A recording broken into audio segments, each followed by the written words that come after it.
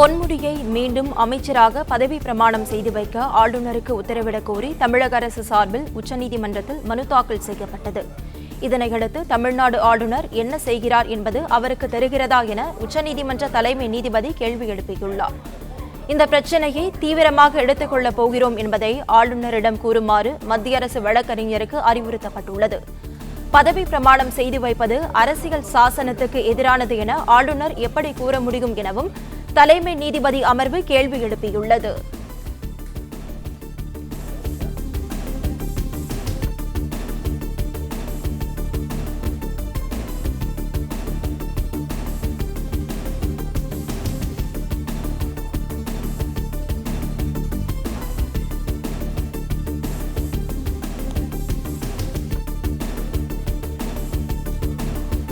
இதுகுறித்த முழு விவரங்களை இணைப்பில் காத்திருக்கும் நிர்வாக ஆசிரியர் மகாலிங்கம் வழங்க கேட்கலாம். சார் வணக்கம், தகவலை பதிவு பண்ணலாம்.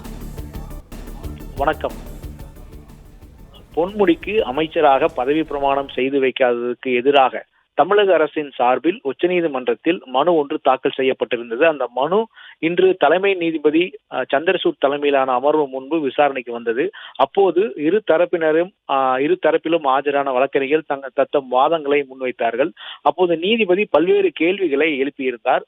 பொன்முடி விவகாரத்தில் அமைச்சராக பதவி பிரமாணம் அவருக்கு செய்து வைக்காதது ஏன் ஆளுநர் தொடர்ந்து காலதாமதம் செய்கிறார் என்று பல்வேறு கேள்விகளை நீதிமன்றம் முன்வைத்தது. இது சம்பந்தமாக இந்த விவகாரத்தை நாங்கள் தீவிரமாக எடுத்துக்கொள்ளப் போகிறோம் என்பதை ஆளுநரிடம் கூறுமாறு மத்திய அரசு வழக்கறிஞருக்கு நீதிபதி தற்பொழுது தெரிவித்திருக்கிறார்.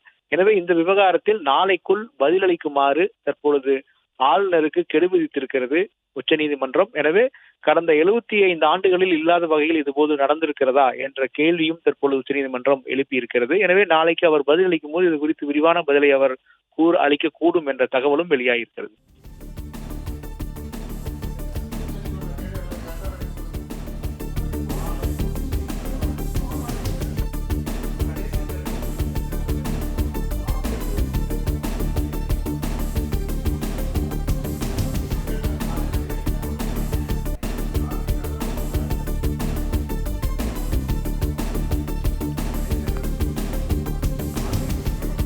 பொன்முடியை மீண்டும் அமைச்சராக பதவி பிரமாணம் செய்து வைக்க ஆளுநருக்கு உத்தரவிடக் கோரி தமிழக அரசு சார்பில் உச்சநீதிமன்றத்தில் மனு தாக்கல் செய்யப்பட்டது.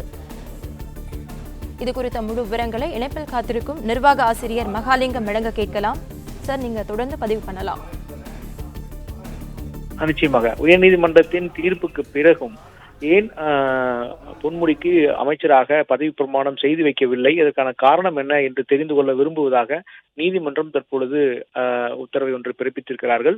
நாளைக்குள் தமிழக ஆளுநர் என்ன காரணத்தின் அடிப்படையில் தொடர்ந்து இந்த பதவி பிரமாணத்தை தாமதம் செய்து கொண்டிருக்கிறார் என்பதற்கான விளக்கத்தை தெரிவிக்க வேண்டும் என்று தற்பொழுது காலக்கெடு விதித்திருக்கிறார்கள். எனவே இந்த பொன்முடி விவகாரத்தில் நாளைக்கு ஒரு தெளிவான தகவல் கிடைக்கும் என்று நாம் நம்பலாம்.